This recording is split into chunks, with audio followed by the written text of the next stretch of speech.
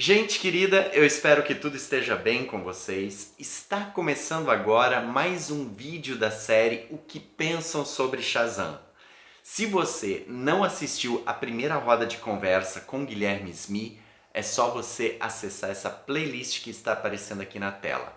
A proposta dessa série de vídeos é conversar com quadrinistas, roteiristas, desenhistas, ilustradores e ilustradoras, estudantes de quadrinhos, pesquisadores e pesquisadoras, enfim, uma galera aí que tem propriedade para falar sobre quadrinhos, cultura pop e o universo de super-heróis, para eles e elas revelarem o que pensam sobre esse universo ficcional, suas memórias afetivas, quais são suas memórias afetivas, suas ideias de histórias, enfim. Trata-se de um bate-papo super descontraído envolvendo as afeições de toda a comunidade de fãs que acompanha esse canal. Essa série de vídeos é para vocês e para todos e todas nós. Okay. E claro, se você está caindo de paraquedas aqui, saiba que sim, esse é um canal dedicado à família Marvel da Fawcett, da DC, ao universo ficcional de Shazam, e se você curte essa mitologia, esse universo ficcional, essas histórias, ganhe tempo e inscreva-se no canal, maratone os vídeos, deixe likes, comentários e vamos fazer essa comunidade crescer cada vez mais, tá certo? E se você é aquela pessoa fã roxa, aquela que quer apostar mesmo no canal, torne-se membro, só R$ 14,99 ao mês, como eu disse em outros vídeos, mais barato que qualquer streaming, gibi ou mesmo um mocatino numa padaria. E para este vídeo nós também temos uma participação super hiper especial. A pessoa surpresa que você vai conhecer daqui a pouquinho tem doutorado em Ciências da Comunicação pela Escola de Comunicações e Artes da Universidade de São Paulo, tem mestrado em Artes pela Universidade Estadual Paulista Júlio de Mesquita Filho e graduação e licenciatura plena em Educação Artística pela Fundação Armando Álvares Penteado. Sua tese, As Histórias em Quadrinhos como Informação Imagética Integrada ao Ensino Universitário, defendida na ECA, foi premiada como a melhor tese do HQ Mix 2007, do ano de 2006. Ele realizou estágio pós-doutoral no programa de pós-graduação em Arte e Cultura Visual da Universidade de Artes, da Faculdade de Artes Visuais da Universidade Federal de Goiás. Tem canal no YouTube especializado em fanzine. Então, prepare-se porque essa oportunidade de conhecer essas pessoas especiais para falar sobre aquilo que cada um e cada uma de nós aqui gosta, você só encontra onde? Aqui, porque, claro, caso você não saiba, você está na Pedra da Eternidade. Yazini falou.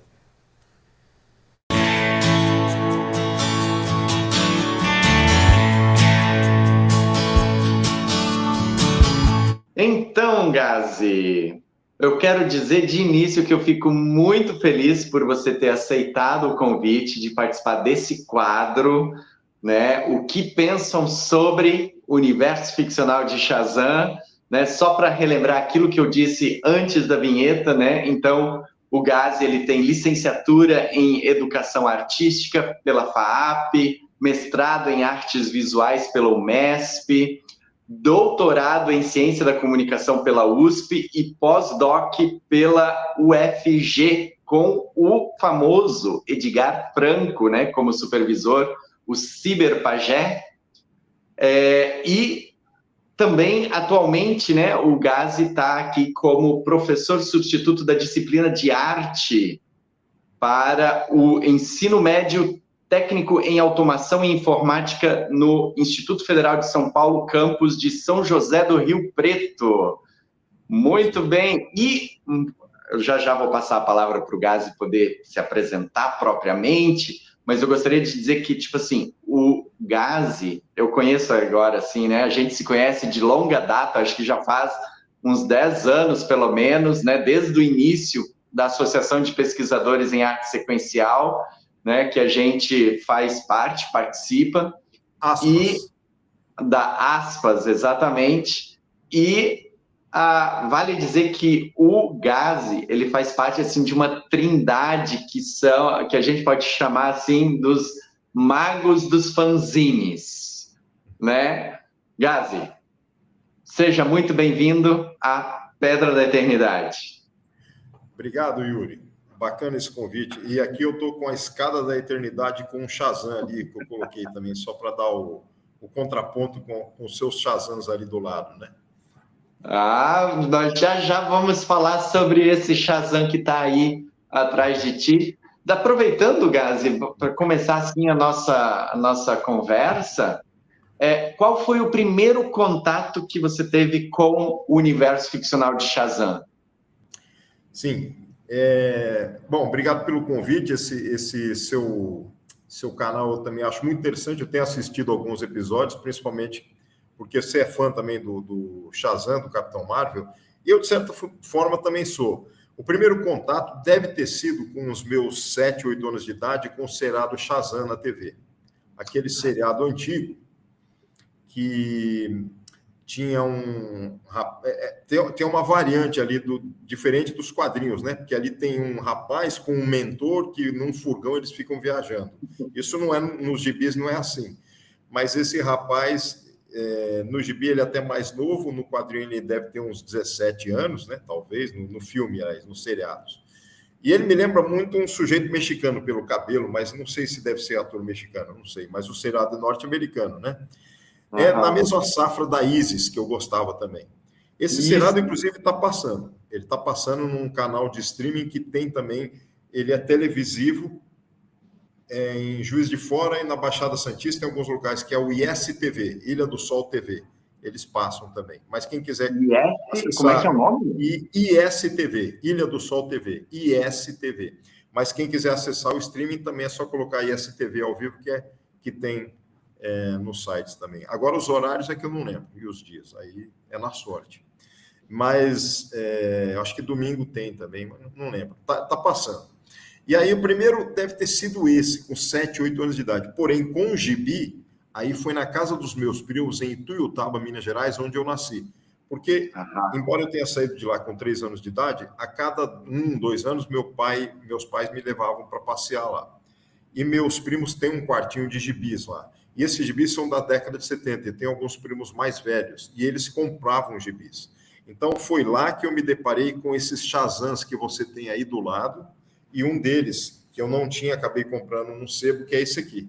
Eles tinham esses formatões da Ebal, e aí eu me deparei com esses gibizões lá, né, começo da década de 70. Então, eu já devia ter uns 10, 11 anos, quando eu fui ver os gibis pela primeira vez. Como eu nasci em 67, deve ter sido em 1975, 76, os gibis, né? O seriado da TV foi um pouco antes.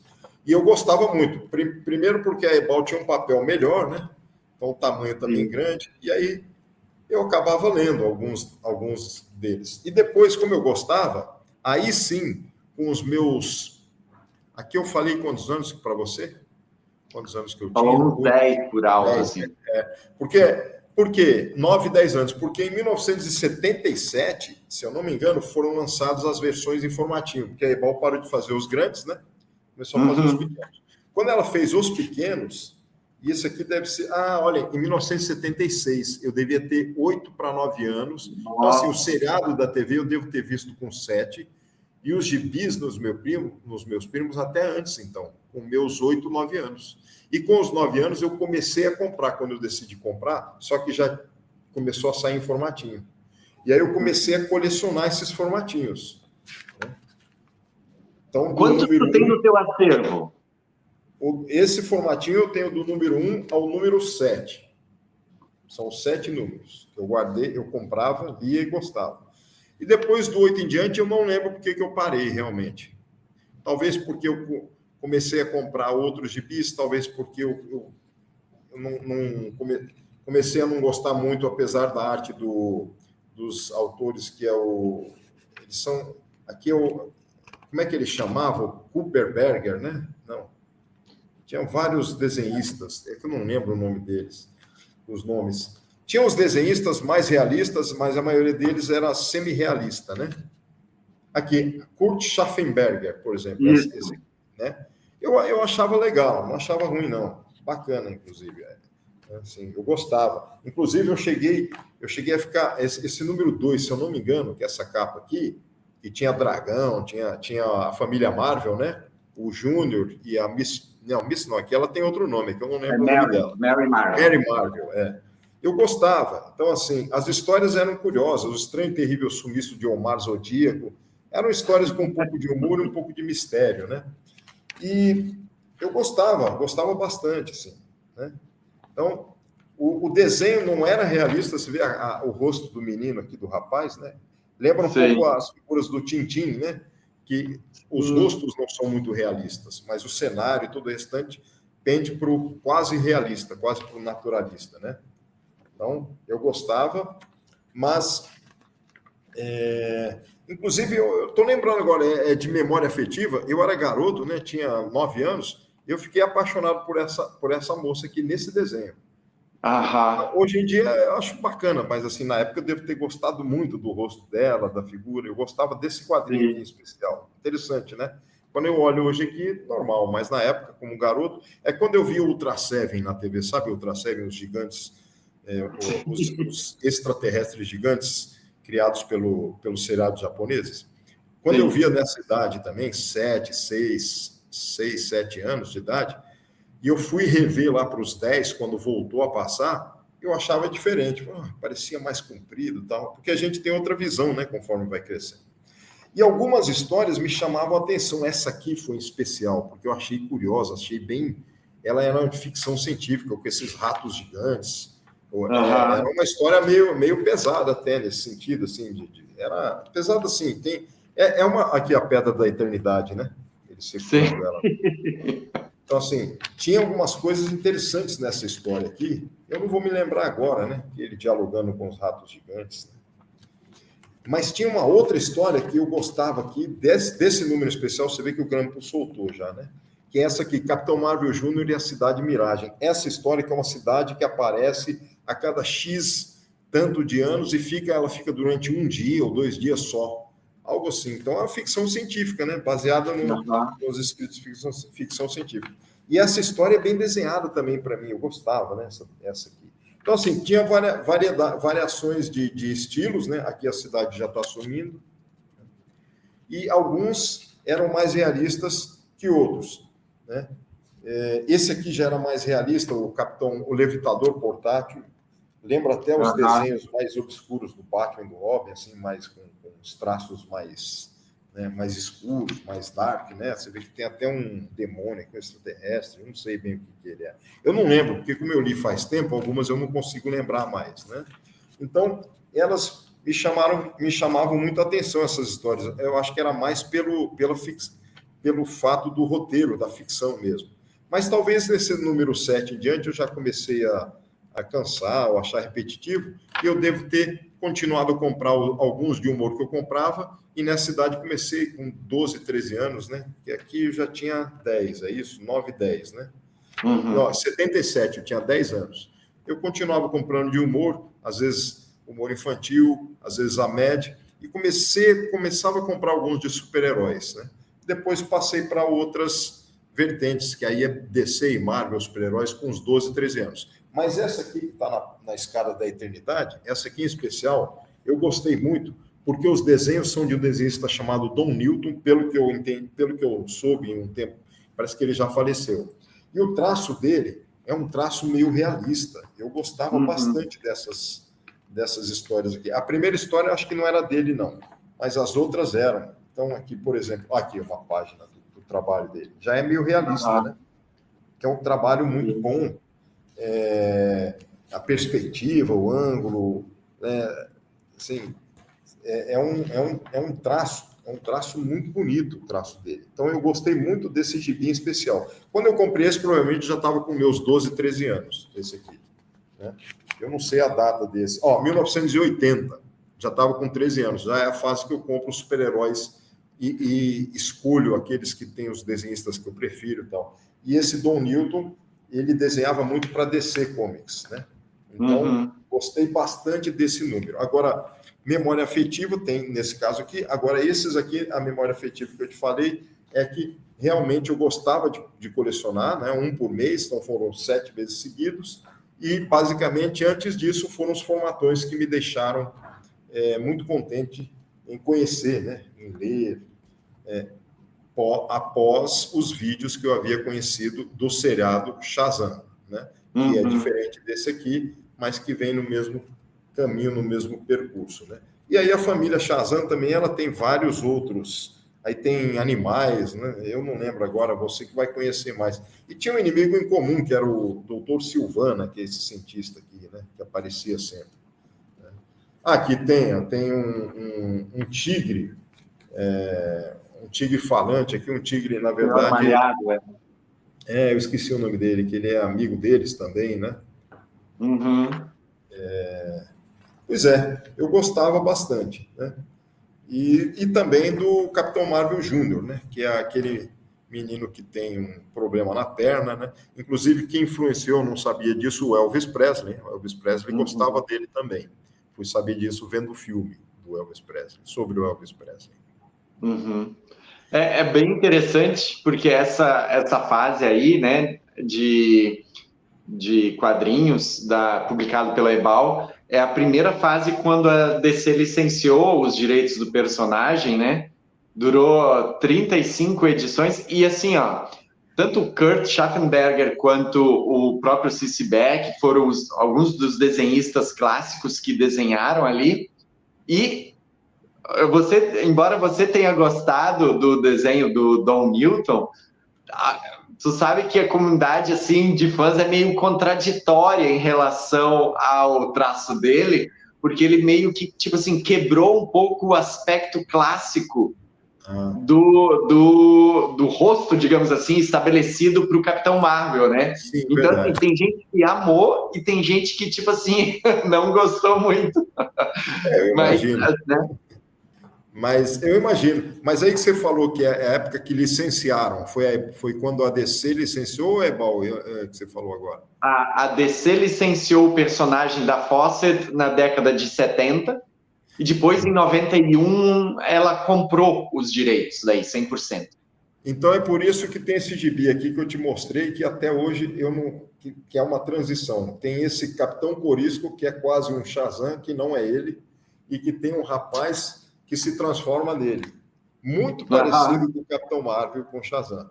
Então, o que é isso aqui? Quer dizer, isso aqui foi um personagem que a DC deve ter colocado como apresentação do que viria? Eu não sei, enquanto estava obtendo os direitos, já que ela mesma processou o Shazam, né?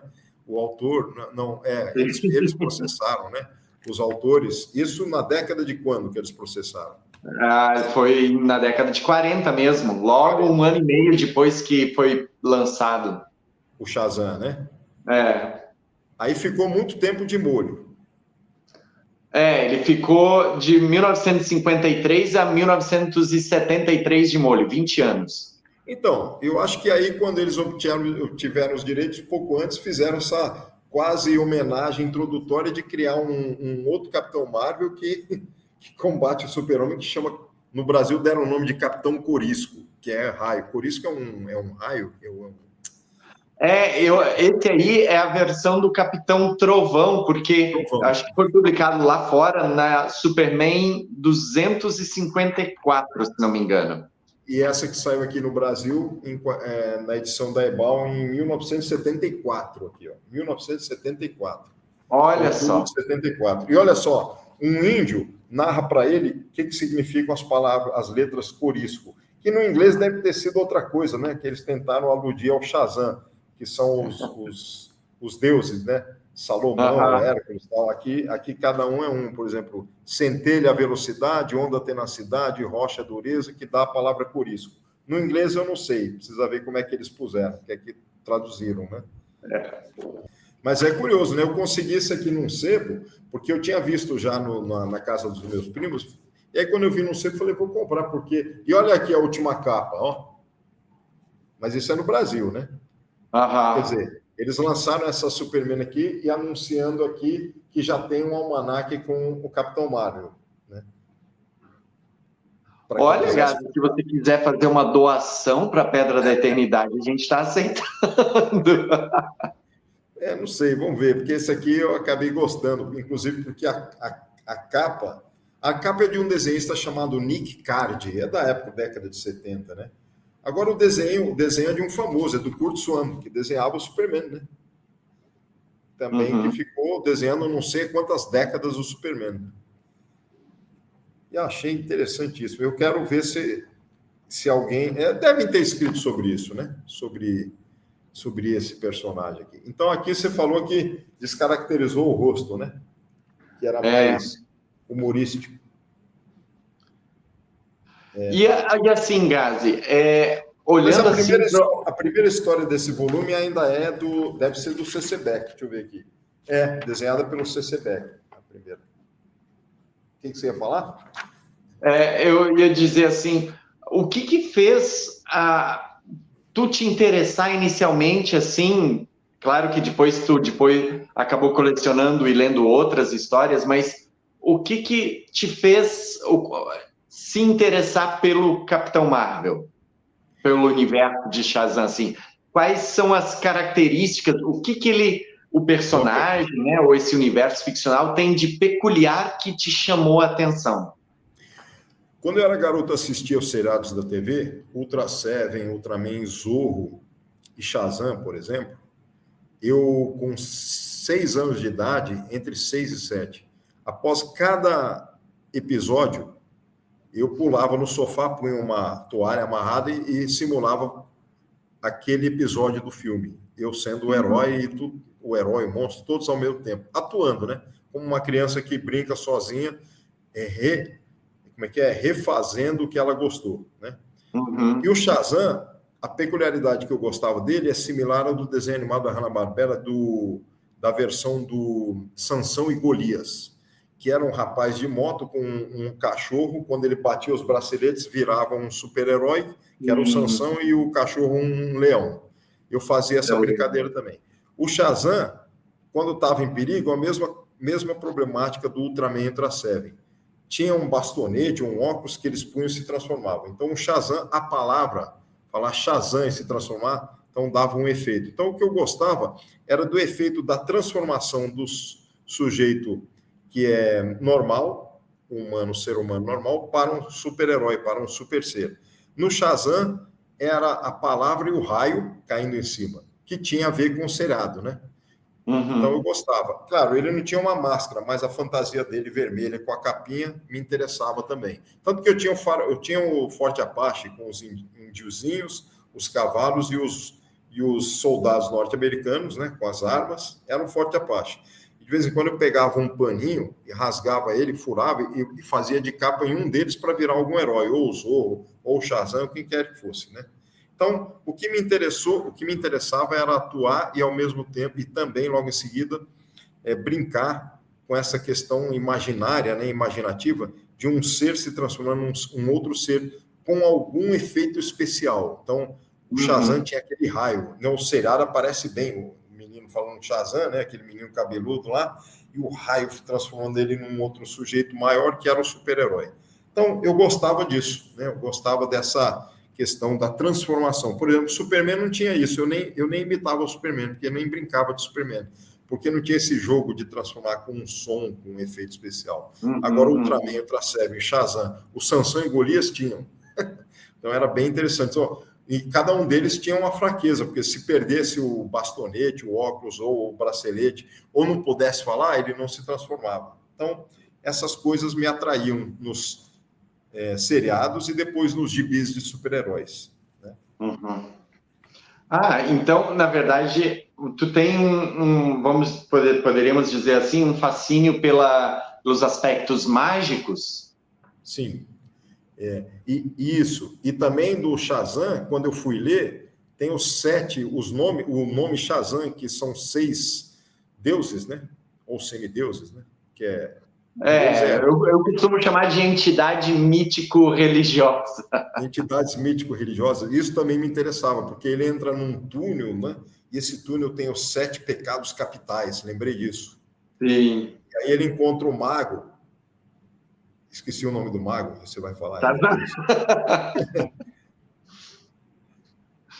É o Shazam, né? O Marco chama Shazam. É Shazam o nome do Marvel. Pois é, e aí ensina ele que falando essas palavras. Então, assim, eu acho bacana, porque essa página dele se transformando, eu não lembro em qual gibi que tá, fica meio soturno o desenho. Ele entra na caverna, meio escuro, tem as 7 esculturas dos 7 pecados capitais. Então, essa página aí me marcou também. Só que eu não vou lembrar em qual formatinho que tá. Porque no formatão deve ter no número 1, né? Esse aqui é o número 7. Então, não tenho, eu só tenho esse dos grandes. Meus primos é que tinham alguns deles lá, né? Então, eu não vou lembrar agora, não. Mas eu gostava disso também. E tem, por exemplo, aqui tem um detalhe aqui que me influenciou, além daquele do gibi lá que eu te mostrei, que eu me apaixonei pela Mary Marvel, né? Mary Marvel, né? Tem esse outro aqui que me influenciou quando eu estava tentando desenhar super-heróis, Homem de Ferro, X-Men, a gente falava X-Men. Essa cena de abertura do Don Newton, que eles estão averiguando uma cadeia cujo bandido fugiu destruindo a cadeia, eu acabei tentando desenhar do meu jeito uma história do Homem de Ferro com outro super-herói, com essa cena similar, não copiando, mas o que lembrava. Então, assim, muita influência desses gibis com relação a desenho também, que eu gostava bastante.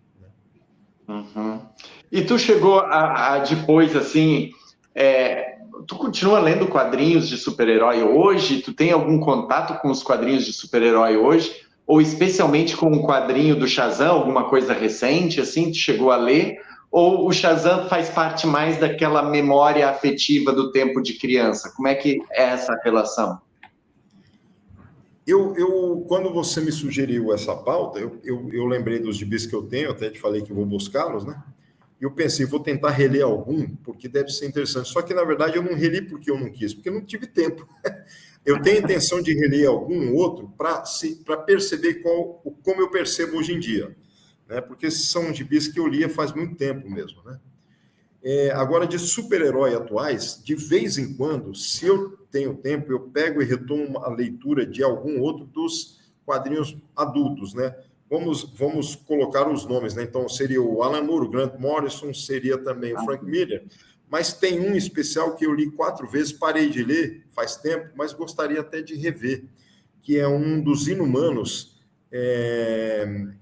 eu esqueci o nome dos autores, Jay Lee, eu não lembro, o desenho é um desenho realista, soturno, e o roteiro é muito bom, porque envolve uma política mundial.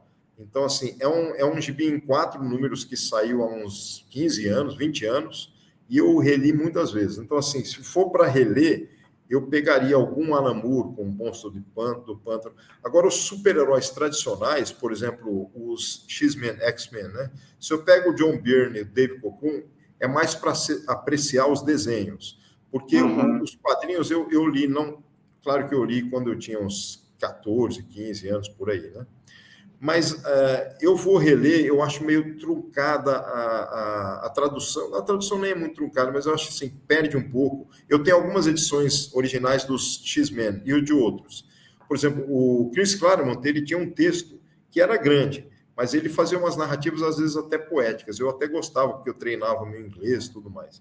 Mas eu acho que eu não tenho mais paciência de ler por causa dos enredos. Eles têm que realmente ser mais maduros e mais adultos. Aí eu daria preferência para os autores que fazem quadrinhos de super-heróis para o público adulto, com essa concepção mais atual, né, enfim, de temas, entre aspas, mais pesados, mas, na verdade, mais fortes. O Alan Moore, o Monstro do Pântano, é um dos que, deve ter sido um dos últimos que eu fui reler há certo tempo, assim, se for colocar alguns anos, foram dos últimos que eu fui reler, né? Então, assim, é meio raro eu ler quadrinhos de super-herói. O mais comum é eu folhear as revistas, os álbuns, pelas artes, né? Porque quando saem os gibis de linha, muita gente não fazia o que eu faço, que é assim, eu separava, eu folheava os gibis nas bancas, principalmente na época dos formatinhos da Ebal eu comprei poucos, e da Rio Gráfica eu comprei mais, e da Block eu comprei poucos, porque ainda estava na transição do humor, né? Agora, da Abril e da Rio Gráfica eu comprei bastante. Eu folheava para ver se me interessavam algumas das HQs com relação à arte, ao desenho. Se a maioria fosse ruim, eu não comprava. Agora, na Heróis da TV, eu fiz exceção. Na Super Heróis Marvel, nessas duas, e Almanac Marvel. Nessas 3 eu fiz exceção, comprei até o fim, só. Mesmo assim, tinha alguns números que eu comprava, lia à força, porque os desenhos eu não gostava. Então, eu dava mais prioridade nos desenhos. Por quê? O Jean Danton perguntou para mim uma vez, mas você não dá valor para o roteiro? Dou, justamente por isso, porque muitos roteiros eu não gostava, achava truncados, né? Uhum. Agora, os desenhos me atraíam. E quando eles punham em saquinhos para vender em bancas, você lembra disso? Algumas edições especiais que enviam bonequinhos, figurinhas, a Rio Gráfica fazia isso, me irritava. Porque se tinha um almanac lá do Hulk, eu precisava folhear para ver se eu ia comprar ou não. Com o saco plástico, eu não comprava. Ou às vezes comprava e me decepcionava. E aí, uma vez, eu não quis comprar. Só que eu me arrependi. Tinha lá uma HQ desenhada por John Byrne com o Hulk, o Anjo e o Homem de Gelo. Um desenho muito bom. Foi um amigo meu que me falou depois por telefone. Aí ele me emprestou o dele e depois comprei em sebo. Mas a Rio Gráfica perdeu um cliente naquele dia e eu fiquei sem ter o que comprar. Eu estava saindo com meu pai do estabelecimento que eles tinham, que era um bar-restaurante, e eu fui para a banca e não quis comprar. Olha só. Não estou afim de comprar o Hulk. Eu nem sei que desenhos que tem aí dentro. E até hoje eu fico pensando nisso. Como as editoras, como eles tratam os jovens e as crianças, enfim, o público, como pessoas que só pensam em brincar. E eu não queria. O boneco pode vir de brinde, mas eu dava prioridade para a arte, né? É interessante isso, né? E no Shazam, aí que dá um valor aqui, porque os desenhos me eram mais ou menos, porque eu gostava mais de realista, eu estava indo para o realismo. Mas as histórias eram boas, muito boas. Assim como as histórias do Fantasma e do Mandrake, que são muito bem narradas. E eu não gostava de comprar por causa dos desenhos. Uma coisa interessante sobre essa fase do tempo da Ebal aí, né, que é a primeira fase da DC, é que eles republicaram diversas histórias da década de 1940. Então, várias dessas histórias bem legais ali que tem nessa vamos chamar assim de coletânea, né? Eram da década de 1940, assim, né? Porque tinha, geralmente, em cada edição, tinha, eu acho que umas 3 histórias para fechar o quadrinho ali, as 24 páginas, né? Eram 3 histórias de 8 páginas, via de regra, assim, né? Então, algumas dessas histórias eram da década de 1940. Então, eu constatei... Não, pode continuar. Não, eu só ia dizer assim, então, nesse sentido, isso é bem interessante, porque muito provavelmente parte das histórias que tu achava assim mais criativas eram justamente da década de 1940. Aqui no canal, a gente começou agora um projeto que é ler todas as histórias, história por história, publicada originalmente na Wiz Comics, e depois a ideia é ir para WoW Comics, Master Comics, né? Então, contar todas as histórias, por exemplo, das 155 edições da Wiz Comics. E aí é muito interessante, porque, assim, agora a gente está na fase das histórias do Bill Parker, e são histórias muito interessantes, sabe? Com muita reviravolta, com toque de humor, com toque de ação, né? Então, assim, são histórias muito divertidas. Eu vi um dos vídeos que você falou, só para o pessoal que não conhece, a Wiz Comics, ela publicava o Shazam, né? Na década de 50, é isso? Só para lembrar. 40, 50. E aí, o que você falou, aqui, esse número aqui, eu achei uma de 1950. Tem uma assinatura aqui embaixo, 1951, by Fawcett Publications. Aqui, ó. Essa aqui. É verdade. Então, assim, tem essa mistura dos antigos com os novos, né? E isso é muito, muito legal, assim. Mas, assim, pensando assim hoje em dia, tu chegou a pegar um quadrinho recente que tem o Shazam, assim, casualmente?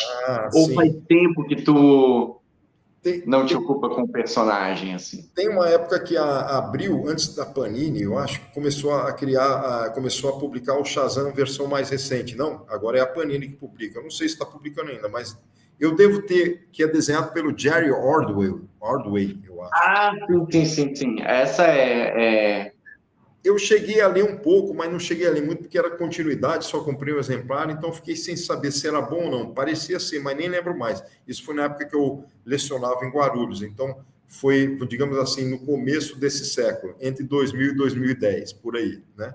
Uhum. E depois eu parei. Aí vieram os filmes, 2 filmes, não? Vieram 2 filmes do Shazam agora, na virada dessa década agora. O primeiro eu assisti, como quem quer assistir algo assim, vamos ver, né? Tudo bem, é diferente. O que eu gostei foi do finalzinho mais, né? Mas assim, dá para passar o tempo. Só que assim, o 2, eu nem me lembro mais, eu assisti também, achei mais. Eu não lembro se achei pior ou melhor. O 2 eu não lembro. Mas depois fizeram um terceiro filme que não é do Shazam, mas que tem a ver, porque é daquele ator de Do Adão Negro. O Adão Negro, o Adão Negro é uma versão desse aqui? Como é que é? Eu não sei. O Adão Negro, ele, nos quadrinhos da Fawcett, ele foi, tipo assim, o antecessor do Capitão Marvel. Tá aí esse aqui. O amarelo aqui, vermelho, o contrário dele. Não, esse aí já é outra coisa. Esse aí é talvez só um episódio, né? Isso. O Adão Negro, ele aqui, ó, tem até um... Esse aqui é o Zazo Plus, é uma outra coisa. Sim.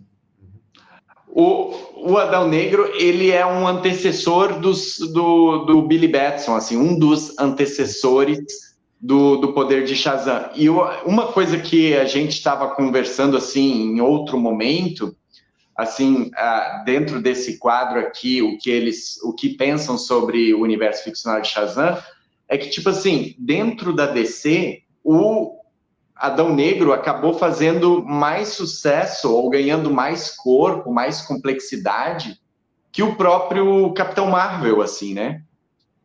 Mas ele era publicado nessa época, assim, década de 50? Não, esse aqui, ele participou de uma única história em 1946 ou 8, que é o número 1 da The Marvel Family. Ele só participou de uma única história isolada.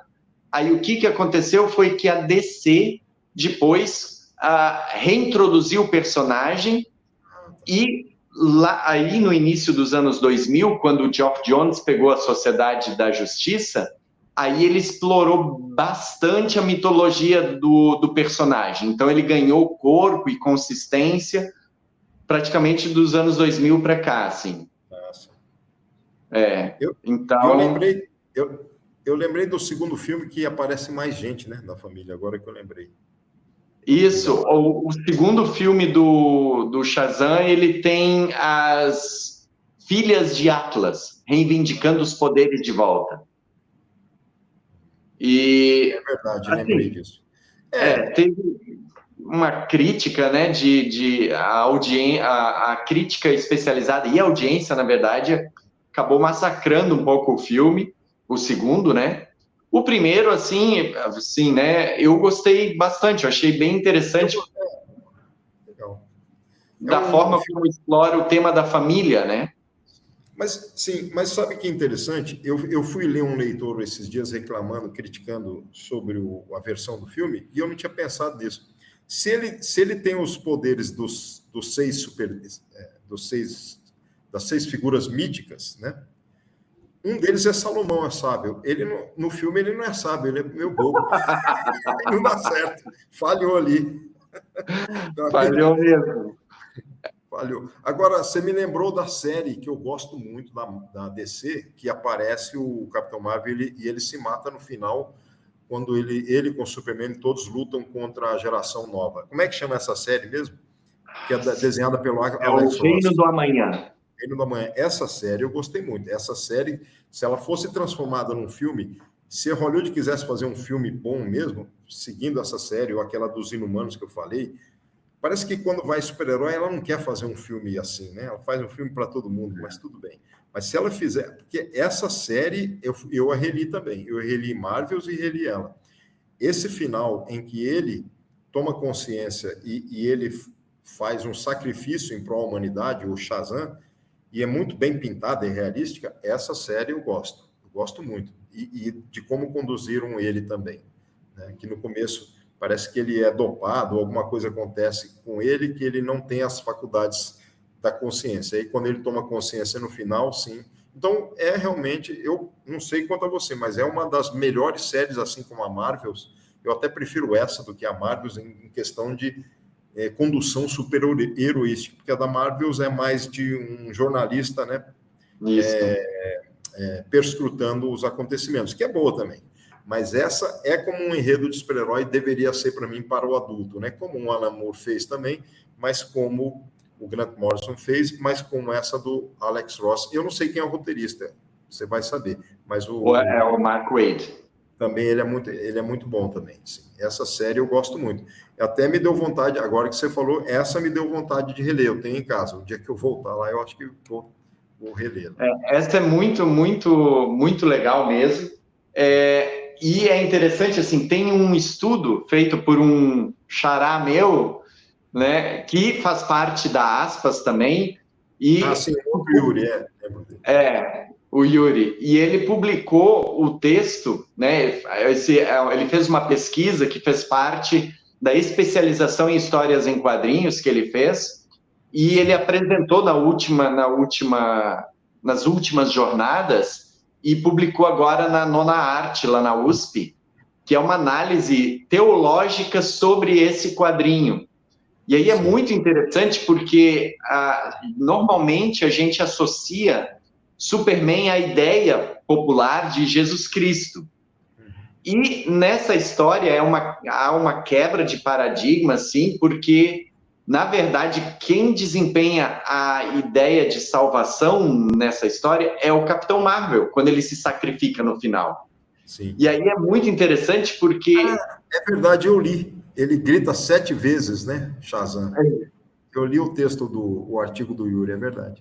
É bem, bem interessante, assim. Então, e o ponto-chave ali é que o Capitão Marvel, ele é uma figura mágica, né? E mágica, a gente leia-se religiosa, né? E, ao mesmo tempo, é uma figura humana, né? Que é como a doutrina, por exemplo, da igreja cristã, vai entender Jesus Cristo, né?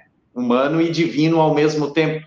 Então, é uma análise, assim, toda a estrutura da história está baseada no Apocalipse, né? No livro de Apocalipse. Então, é muito, muito interessante, assim. E agora, Gazi, pensando assim na tua trajetória como desenhista, ilustrador, contador de histórias, né? E criador de histórias, se você fosse assim olhar para, se fosse criar uma história que envolvesse o Shazam, a família Marvel, a Mary, o Fred, ou qualquer outro elemento assim, na tua percepção, o que tu acha que não deveria faltar nessa construção dessa história? Como você contaria uma história envolvendo esses personagens? Que elementos você considera cruciais e que, tipo assim, teriam que estar na história? Eu nunca tinha pensado nisso, né? Mas lembrando agora dessa série da DC, lembrando dos conceitos do Shazam, tá? Salomão, Hércules, Atlas, Zeus, Aquiles e Mercúrio. Isso. Acertei, né? Isso.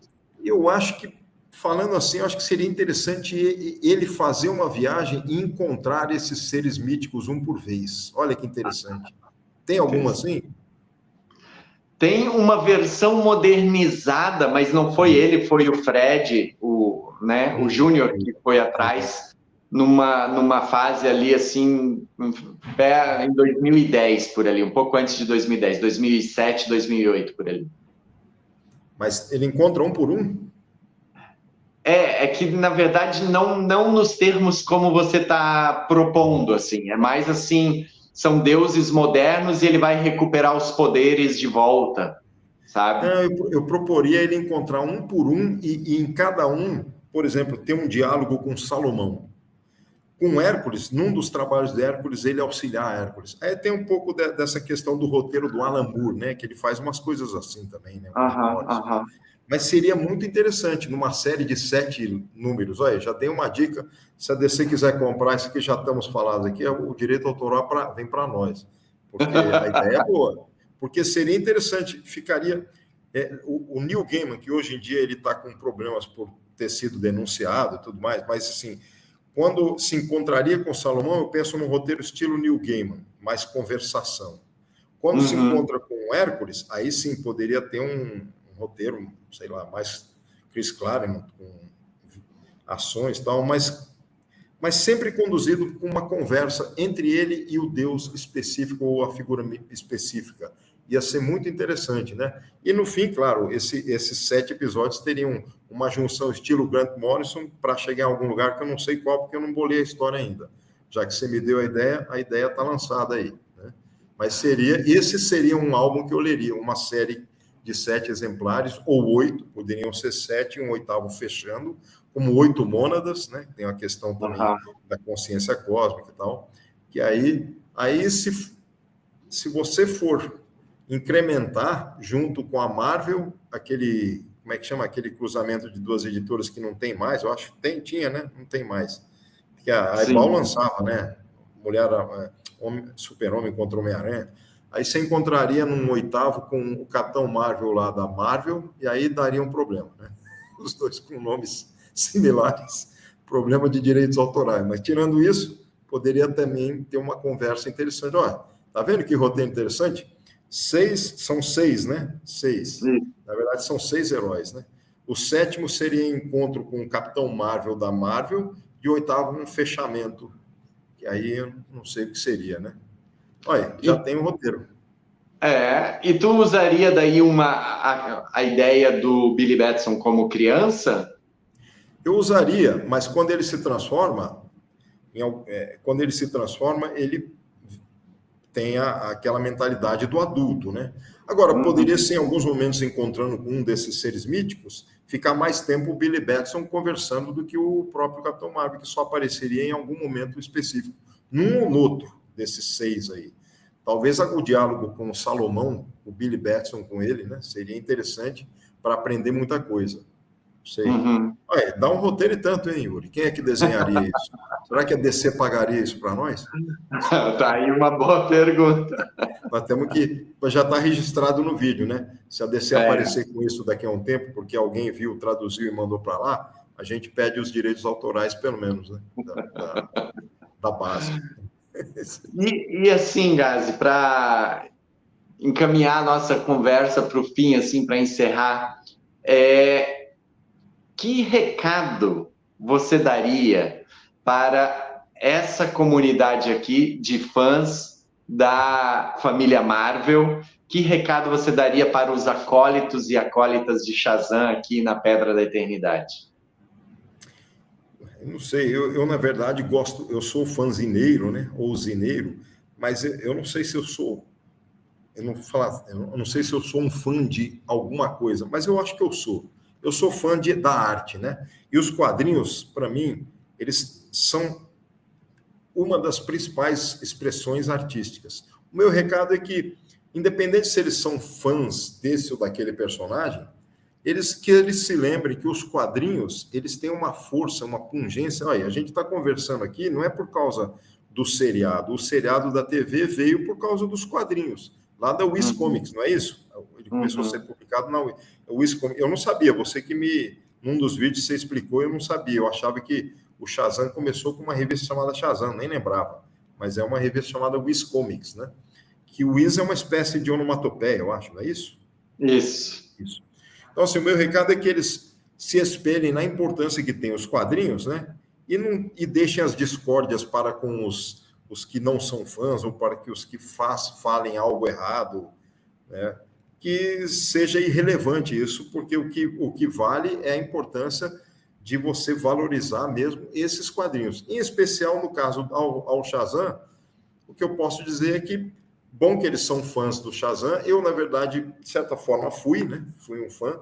Eu gostava mesmo, você falou no começo da minha fala aqui, eu gostava mesmo desse mistério, dessa magia de ter uma palavra mágica e que essa palavra, cada letra, cada símbolo é uma potência divina do nome de um deles. Então, tudo isso é uma força. Realmente foi um personagem feliz pela criação, tão feliz que ficaram com medo e processaram com mentira, né? Porque ele não tinha nada a ver com o Superman. Processaram de medo, né, das vendas. Olha o que faz o comércio, né? Agora, você me lembrou do número 1 na Ebal. Não tinha os dois aparecendo?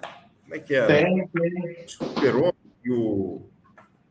Ó. Isso. Eu acho que essa fala, meus primos têm essa. O que está escrito de um lado? Lê a fala dos quadrinhos aí. Aqui está dizendo: Billy Batson, diga a palavra mágica e torne-se o mortal, o mais poderoso mortal do mundo. Pois é, o Super-Homem não é um ser humano. Eu não sei, não sei se ele é mortal, né? Super-Homem. Deve ser, mas talvez a idade dele, talvez a idade dele avance muito lentamente. Agora, de igual para igual, ele seria equivalente ao Super-Homem, só que um mortal. Isso é interessante, né? Mas também não sei se ele é mortal nessa acepção quando ele se transforma, né? Uhum. Também não sabemos. Tá vendo? É interessante, sim. Eu gostei dessa capa por causa disso, que colocou os principais, né? Que eram antagonistas, segundo a editora que processou, e hoje não são mais. E os dois têm a mesma, digamos assim, qualidade super-heroística, ou as mesmas qualidades super-heroísticas, né? Se bem que o Superman tem raio nos olhos, o outro não tem, né? Ou tem? Não tem, não. Tirando isso, são iguais. Então, assim, para os fãs, muito bacana que eles gostem do Shazam, eu gostava também, e fico contente de saber que o Elvis Presley, nos shows dele, tinha aquela camisa com raio e aquela toalhinha lá, que para mim a capa do Capitão Marvel é quase uma toalhinha, pelo menos nos cenários televisivos. Dá até eu brincava falando que é porque ele fazia os salvamentos, suava, e ele tinha que se secar com a toalhinha, que é a capa, né? Uhum. Mas acho bacana também essa influência até mesmo alguns como o Elvis Presley, que pouca gente sabia. E no filme do Elvis Presley, para quem não viu, tem os trechos iniciais em forma de quadrinhos, né? Lembra? Você chegou a ver, né? Achei muito bacana isso também. Nossa, o diretor desse filme deve ser fã de quadrinhos também. Então, assim, para os fãs é isso. Quiseram deixar bem nítido lá essa relação do Elvis Presley com os quadrinhos, né? Os quadrinhos do Capitão Marvel Jr. Capitão Marvel Jr., né? Então, é isso, né? Muito bem. Então, Gazi, gratidão aí pela sua participação aqui na Pedra da Eternidade. Gostei bastante também. Muito bem. E como a gente, né, tu falaste de magia, a gente acabou falando de magia, eu acho que nada mais certo e justo que a gente encerrar, então, falando uma palavra mágica, né? Vamos começar no 3? Vamos. 2, 1... Shazam! Voltei ao normal agora, é o contrário aqui.